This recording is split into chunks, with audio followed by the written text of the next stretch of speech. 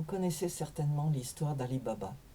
Ali Baba et les 40 voleurs. C'est une histoire inventée, bien sûr. Il s'agit de quelqu'un qui se promenait et dans la campagne. Il a vu des voleurs qui s'arrêtaient devant une caverne. Et ils ont prononcé le mot de passe, le mot magique. Le mot magique et la pierre qui fermait la caverne s'est ouverte. Ils sont rentrés. Ils ont prononcé un autre mot et la porte s'est fermée. Et ensuite, ils sont ressortis de la même manière. Et cet homme était curieux, Ali Baba. Il a décidé de voir ce qui se passait dans cette caverne. Alors, quand ils sont partis, ces voleurs, lui s'est mis devant la porte. Et il a répété le mot magique qu'il avait entendu prononcer. Et la porte s'est ouverte. Il est rentré et il a découvert des richesses inouïes.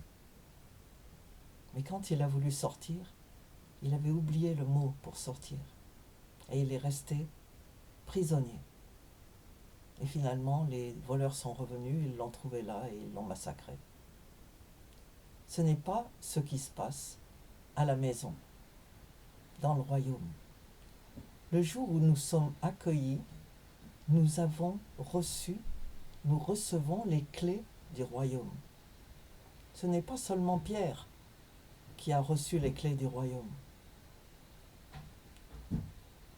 Quand Jésus parlait à Pierre, il lui a dit « Tu es Pierre, tu es une pierre, et sur cette pierre de la foi, je bâtirai mon église. » L'église n'a pas été bâtie sur Pierre, elle a été bâtie sur la foi, et elle reste aujourd'hui sur la fondation de notre foi personnelle et de notre foi en Église. L'Église vit par la foi. Et une fois que nous entrons par la foi, que nous accueillons l'invitation, que nous répondons à cette invitation par la foi, nous rentrons dans la bergerie. Et quand nous rentrons, nous ne sommes pas prisonniers de cette nouvelle maison. Nous avons les clés. Chaque fois que nous avons déménagé, et la dernière fois c'était il y a 2 ans, nous avons vendu notre maison et nous avons acheté une nouvelle maison. Mais cette maison qui était à nous sur le papier, elle n'a été à nous vraiment que à la minute où nous avons reçu les clés. Et ce soir-là, nous avons reçu les clés de la maison très tard en fait. C'était à peu près 6 heures du soir. Et après, nous avons dû récupérer tout le contenu de notre maison vendue, le mobilier, les livres, tout ce qu'il y avait dedans, pour rentrer dans la nouvelle maison. Nous avons mis la clé dans la serrure, nous avons tourné, nous avons ouvert la porte et nous sommes rentrés. Et depuis, nous avons les clés de la maison. Et ces clés nous permettent de rentrer et de sortir. Et c'est ce que Jésus a dit, qu'il est le bon berger, mais qu'il est aussi la porte des moutons. Et qu'en lui, nous avons maintenant la liberté de rester, de dormir, de veiller, d'entrer, de sortir et de trouver tout ce dont nous avons besoin. Et ça, c'est très important. Nous sommes libres. Il y a dans cette maison, dans ce royaume pour nous, une grande liberté d'aller et venir. Nous ne sommes pas prisonniers. Et bien sûr, il arrive que physiquement, les chrétiens se retrouvent prisonniers. Et c'est pour cela que Dieu a raconté l'histoire de Pierre. Et ça n'était pas une invention, ça s'est réellement passé.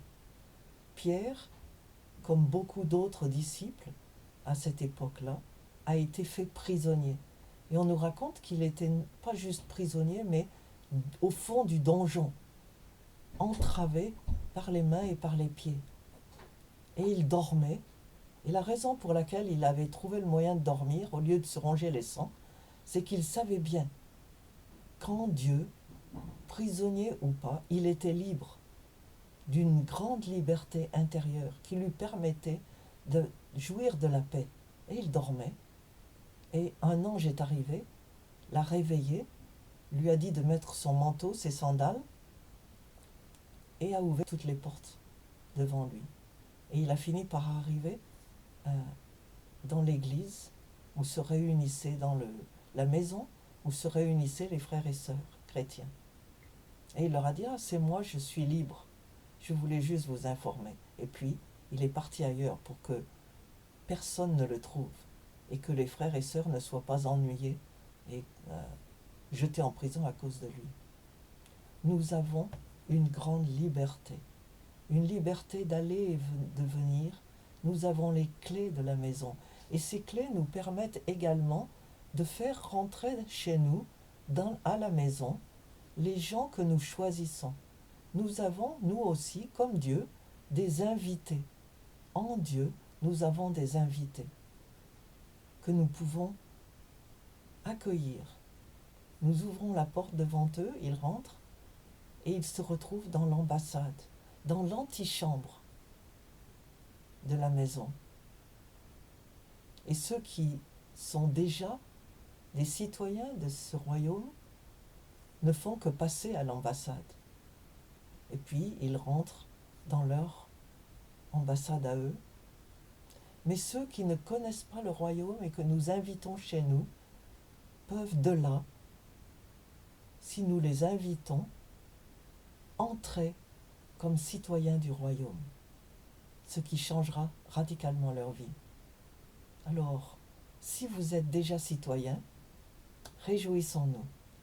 Si vous ne l'êtes pas, vous êtes invité. Et si vous êtes citoyen, n'oubliez pas que nous sommes tous des ambassadeurs et que nous, à notre tour, sommes libres d'inviter les uns et les autres à recevoir la citoyenneté dans notre ambassade pour que la maison soit pleine de joie.